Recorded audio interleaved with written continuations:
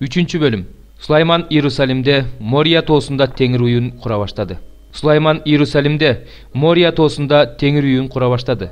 Ал аны атасы Дөөткө, теңир көрсөткөн жерге, Дөөт даярдап кеткен Жебустук Арабенанын кырманы турган жерге кура баштады. Үйдү ал падышачылык бийлигинин 4-жылында 2-айдын 2-күнүндө кура баштады. Сулайман куруп жаткан Кудай үйүнүн пайдубалынын узундугу мурунку чен өлчөм боюнча 60 чыканак, туурасы 20 чыканак болду. Үйдүн кире бериш бөлмөсүнүн узундугу имараттын туурасы сыяктуу эле 20 чыканак, ал эми бийиктиги 120 чыканак болду. Анын ички бетин таза алтын менен каптады. Негизги имаратты кипарис жыгачтары менен каптап чыгып, анын үстүнөн эң жакшы алтын менен каптады да, анын бетине пальмалардын жалбырактары менен чынжырчаларды чыгарды. Кооздук үчүн үйдүн дубалдарын асыл таштар менен каптады. Алтындар Парбайымдын алтындары эле. Үйдү устундарын, босоголорун, дубалдарын, эшиктерин алтын менен каптады. Дубалдарга керуптардын сүрөттөрү оюлуп жасалды. Анан ыйыктын ыйыгы бөлмөсүн жасады. Анын узундугу менен туурасы имараттын туурасы сыяктуу эле 20 чыканак болду. Аны 600 талант таза алтын менен каптады.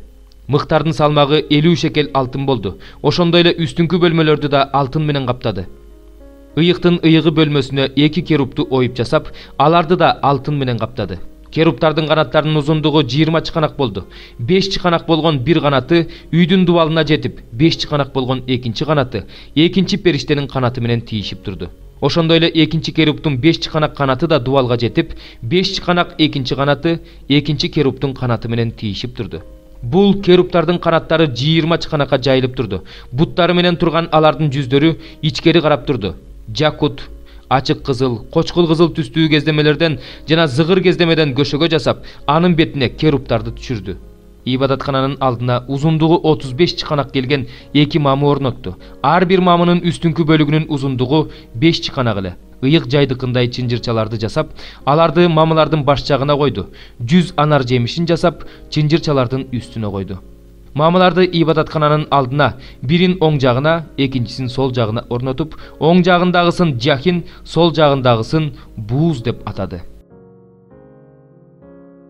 4 бөлүм. Жезден узуну 20 чыканак, туурасы 20 чыканак, бийиктиги 10 чыканак болгон курмандык чалынуучу жай жасады.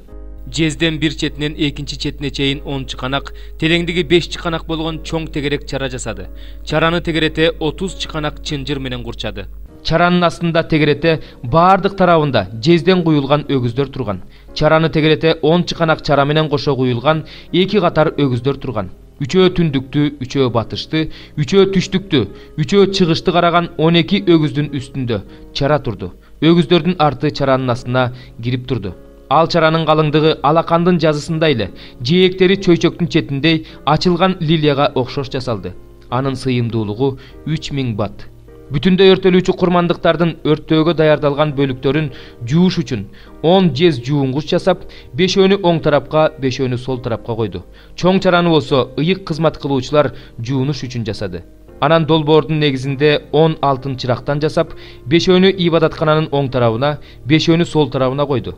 10 үстөл жасап, 5-өөнү ибадаткананын оң тарабына, 5-өөнү сол тарабына койду. Анан алтындан 100 чара жасады. Ыйык кызмат кылуучулардын короосун жана чоң короо жасады. Бул короолорго эшиктерди жасап, аларды жез менен каптады. Чоң чараны Кудай үйүнүн оң тарабына түштүк чыгышка орнотту. Хурам казандарды, калактарды, чараларды жасады. Ошентип Хурам Сулайман падыша үчүн Кудай үйүндө баштаган өзүнүн иштерин бүтүрдү.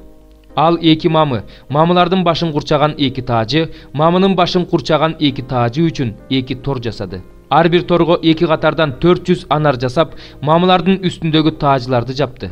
Ал жуунгучтарды, алардын астына дөңгөлөктүү койгучтарды, чоң чараны жана анын астындагы 12 жез өгүздү, чылапчындарды, калактарды, аш айырларды жасады. Хурам Аби теңир үй үчүн Сулайман падышага жалтылдаган жылма жезден бардык керектүү буюмдарды жасады. Падышаларды Иордандын чет жакасындагы Сукот менен Серейдат аралындагы чополуу жерге куюп жасады. Сулайман бул буюмдарды өтө көп жасагандыктан канча салмактагы жез сарпталганын билишкен жок. Сулайман ошондой эле Кудай үйүнө бардык буюмдарды, алтындан курмандык чалынуучу жай жана нан тартуулары коюлчу үстөлдөрдү. Мыйзам боюнча ыйыктын ыйык бөлмөсүнүн алдында күйгүзүп туруу үчүн таза алтындан чырактандар менен чырактарды, эң таза алтындан гүлдөрдү, чырактарды, кычкачтарды, эң таза алтындан бычактарды, чараларды, табактарды, чок салгычтарды, алтындан ибадаткананын эшиктерин, ичиндеги ыйыктын ыйык бөлмөсүнө кирүүчү эшиктерди, ыйык жайга кирүүчү эшиктерди жасады. 3-бөлүм. Карагылач Кудайдын балдары деп аталышыбыз үчүн, Кудайдын балдары болушубуз үчүн ата бизге кандай сүйүү көрсөттү? Бул дүйнө атаны таанып билбегендиктен бизди да тааныбайт. Сүйүктүүлөрүм, биз эми Кудайдын балдарыбыз, бирок эмне болорубуз бизге айкын боло элек. Машаяк келгенде ага окшош болорубузду гана билебиз. Анткени анын кандай экенин көрөбүз. Машаяктан ушундай үмүт кылган адам Машаяктай таза болуу үчүн өзүн тазалайт. Ким күнөө кылса, ал мыйзамсыздык кылган болот. Күнөө бул мыйзамсыздык. Машаяк бизди күнөөлөрдөн арылтыш үчүн келгенин жана анда эч кандай күнөө болбогондугун билесиңер. Машаяктын ичинде жашап жаткан адам күнөө кылбайт. Ал эми күнөө кылган адам аны көрө элек. Аны таанып биле да элек. Балдарым, силерди эч ким алдабасын. Адил иш кылган адам Машаяк сыяктуу адил. Күнөө кылып жаткан адам шайтандан. Анткени шайтан башынан бери күнөө кылып келе жатат. Кудайдын уулу шайтандын иштерин талкалаш үчүн келген. Кудайдан туулган адам күнөө кылбайт, анткени анын ичинде Кудайдын уругу жашайт. Ал күнөө кыла албайт, анткени Кудайдан туулган. Адил иш кылбаган жана бир тууганын сүйбөгөн адам Кудайдан эмес. Кудайдын балдары менен шайтандын балдары ушундан айырмаланат.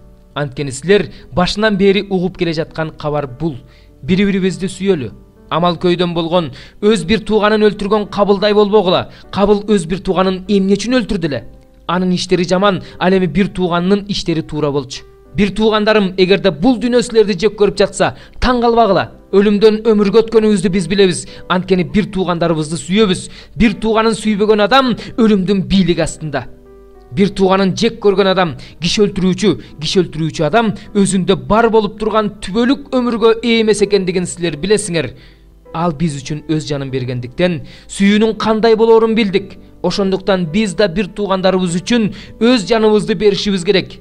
Колунда бар болгонуна карабастан, бир тууганынын муктаждыгын көрүп туруп, жардам бербеген адамда кантип Кудайдын сүйүүсү болсун? Балдарым, сөзүбүз же тилибиз менен эмес, ишибиз менен, чын жүрөгүбүз менен сүйөлү. Чындыктан экенибизди ушундан билип алабыз. Бизди жүрөгүбүз айыптаса да, жүрөгүбүздү Кудай алдында тынчтандырабыз, анткени Кудай жүрөгүбүздөн чоң, ал баарын билет. Сүйүктүүлөрүм, эгерде жүрөгүбүз айыптабаса, анда Кудай алдында кайраттуулукка ээбиз. Эмне сурасак да андан алабыз, анткени анын осуяттарын аткарып жатабыз жана ага жакканды кылып жатабыз. Ал эми анын осуяты болсо бул: уулу Иса Машаякка ишенүү жана бири-бирибизди Иса осуяттагандай сүйүү. Ким Кудайдын осуяттарын аткарса, ал Кудайдын ичинде болот жана Кудай ал адамдын ичинде болот. Анын биздин ичибизде экенин бизге берген руху боюнча билебиз. 2-бөлүм. Сага каршы кыйратуучу көтөрүлдү. Чептериңди кайтар, жолуңду сакта. Белиңди бек буу, күчүңдү жыйна. Анткени Теңир Жакыптын даңкын Исраэлдин даңкындай кылып калыбына келтирет. Анткени кыйратуучулар аларды кыйратышты, алардын жүзүм сабактарын талкалашты. Анын баатырларынын калканы кызыл, анын жоокерлери кочкул кызыл кийим кийишкен. Салгылашка даярдануу күнүндө майдан арабалары оттой жаркырайт. Найзалары калың чердей кылкылдайт. Майдан арабалары көчөлөрдө зуулдайт, аянттарда дүңгүрөйт. Алар шаманадай жаркырайт, чагылгандай жаркылдайт. Ал өзүнүн кайраттууларын чакырып жатат. Бирок алар басып баратып, мүдүрүлүп жатышат. Алар шаардын дубалдарына шашылып жатышат. Бирок курчоо коюлуп калган. Дарыялардын дарбазалары ачылды. Падыша сарайы кулап калды. Чечилди. Аны жылаңачтап туткундап кетишет. Анын күңдөрү төшүн койгулап, көгүчкөндөрдөй онтошот. Байыртадан бери Нинеби сууга толгон көлмөгө окшош. Алар болсо качып бара жатышат. Токтогула деп кыйкырып жатышат. Бирок эч ким кылчайган жок. Алтын күмүштөрдү ташып кеткиле. Топтолгон ар кандай кымбат баалуу буюмдарга сан жетпейт. Ал таланып тонолду, эң калды жана кыйратылды. Ошондуктан жүрөк өлүп, тизелер титиреп жатат. Бардыгынын бели катуу ооруп жатат. Бардыгынын өңү карарып кетти. Арстандардын үңкүрү, арстан күчүктөрүнүн жүргөн жери азыр кайда? Ал жерде эркек арстан, ургаачы арстан, күчүк арстан жүрөр эле. Аларды эч ким коркутчу эмес. Күчүктөрүн тойгузуш үчүн башкаларды тыткылап өлтүргөн, ургаачы арстандар үчүн башкаларды муунтуп өлтүргөн, өз үңкүрүн олжоого, өз үйүнүн талап тоноп алган нерсесине толтурган арстан кайда? Мен сага каршымын дейт Себайот Теңир. Сенин майдан арабаларыңды түтөтүп өрттөйм. Сенин арстан күчүктөрүңдү кылыч жалмайт. Олжооңду жер бетинен жок кылам. Ошондон кийин сенин элчилериңдин үнү угулбайт. 18 бөлүм. Иса шакирттерине дайыма сыйынуу жана чөкпөө жөнүндө мындай үлгү насаат аңгем айтып берди. Бир шаарда Кудайдан коркпогон, адамдардан уялбаган сот болуптур. Ошол эле шаарда бир жесир аял бар экен. Аял сотко кайра келип, мени каршылашымдан корго деп өтүнөт. Бирок сот көпкө чейин анын өтүнүчүн аткаргысы келбейт. Акыры ал өз ичинен Кудайдан коркпосом да, элден уялбасам да, бул жесир аял мага тынчтык бербегендиктен аны коргоюн. Ал келе берип мени тажатпасын дейт. Анан Теңир мындай деди: Адилетсиз соттун эмне дегенин уктуңарбы? Кудай өзү тандап алган, өзүнө күнү түнү жалынган адамдарды коргобойбу? Создук турса да аларды коргойт. Силерге айтып коеюн, аларды тез эле коргоого алат. Бирок адам уулу келгенде жер үстүнөн ишеним табалар бекен. Өздөрүн адил адам эсептеп, башкаларды басынткан кээ бир адамдарга да Иса мындай үлгү насаат аңгем айтты. Эки адам сыйыныш үчүн ибадатканага кирет. Алардын бири фарисей, бири салык жыйноочу экен. Фарисей туруп алып ичинен мындай деп сыйынат: Кудайым, сага ыраазымын, анткени мен башка адамдарга окшоп талап тонобойм, жамандык кылбайм, ойноштук кылбайм жана мына бул салык жыйноочудай эмесмин. Мен жумасына 2 жолу орозо кармайм, тапкан баардык кирешемдин 1/10 бөлүгүн берем. Салык жыйноочу болсо алыс туруп алып, асманды кароого да батынбастан көкүрөгүн койгулап: Кудайым, мендей күнөөкөргө ырайым кыла көр деп сыйынат. Силерге айтып коеюн, фарисейге караганда бул адам Кудай алдында көбүрөөк акталып үйүнө кетти. Анткени өзүн өзү көтөргөн адам басынтылат, ал эми өзүн басынткан адам көтөрүлөт. Колун тийгизип койсун деп кээ бирөөлөр Исага наристелерин алып келишти. Муну көргөн шакирттер аларга тыюу салышты. Бирок Иса наристелерди жанына чакырып, шакирттерине мындай деди: Балдардын мага келүүсүнө жол бергиле, аларга тоскоолдук кылбагыла, анткени Кудайдын падышачылыгы ушундайлардыкы. Силерге чындыкты айтып коеюн, ким Кудайдын падышачылыгын баладай кабыл албаса, алага кирбейт. Башчылардын бири Исадан: Жакшы устат, түбөлүк өмүргө ээ болуш үчүн эмне кылышым керек деп сурады. Исага: Мен эмнеге жакшы дейсиң? Кудайдан башка эч ким жакшы эмес. Ойноштук кылба, киши өлтүрбө, уурдаба, бирөөгө жалаа жаппа, ата-энеңди сыйла деген мыйзамдарды билесиң да деди. Булардын баарын мен жаш чагымдан бери сактап келем деди ал. Иса муну укканда ага мындай деди: Сага дагы бир нерсе жетишпейт. Колуңда болгондун баардыгын сатып, жакырларга таратып бер. Ошондо сенин асманда казынаң болот. Анан келип менин артымдан ээрчи. Муну укканда башчынын көңүлү чөгө түштү, анткени ал өтө бай эле. Иса анын көңүлү чөгө түшкөнүн көрүп, байлардын Кудайдын падышачылыгына кирүүсү кандай кыйын. 25. Анткени бай адамдын Кудайдын падышачылыгына кирүүсүнө караганда төөнүнийненин көзүнөн өтүүсү оңоюраак деди. Муну уккандар: Анда ким куткарылат дешти. Ошондо Иса: Бул адамдын колунан келбейт, бирок Кудайдын колунан келет деди. Мына, биз баарын таштап сени ээрчип жүрөбүз деди Петр. Ошондо Иса шакирттерине мындай деди: Силерге чындыкты айтып коеюн, Кудайдын падышачылыгы үчүн үй жайын, же ата-энесин, же ага-инилерин, же эже карындаштарын, же аялын, же балдарын таштаган адам бул дүйнөдө алардан көп эсе алат жана келечекте түбөлүк өмүргө ээ болот. Иса 12 шакиртин четке чыгарып алып, аларга: Мына, биз Иерусалимге бара жатабыз. Ал жерде пайгамбарлар аркылуу адам уулу жөнүндө жазылгандардын баары орундалат. Анткени аны бутпарастардын колуна салып беришет. Алар болсо аны шылдыңдашат, кордошот, бетине түкүрүшөт, камчы менен сабашат, анан өлтүрүшөт. Бирок ал 3-күнү тирилет деди. Шакирттер болсо бул сөздөрдүн эч бирин түшүнүшкөн жок. Бул сөздөрдүн мааниси алар үчүн купуя болгондуктан айтылгандарды түшүнүшкөн жок. Иса Жерихо шаарына келе жатты. Жол боюнда бир сокур адам кайыр сурап отурган эле. Өзүнүн жанынан көп кишилердин өтүп бара жатканын уккан ал: Эмне болуп жатат деп сурады. Ага: Назареттик Иса өтүп бара жатат деп жооп беришти. Ошондо сокур адам: Иса, Дөөттүн уулу, мага ырайым кыла көр деп кыйкырды.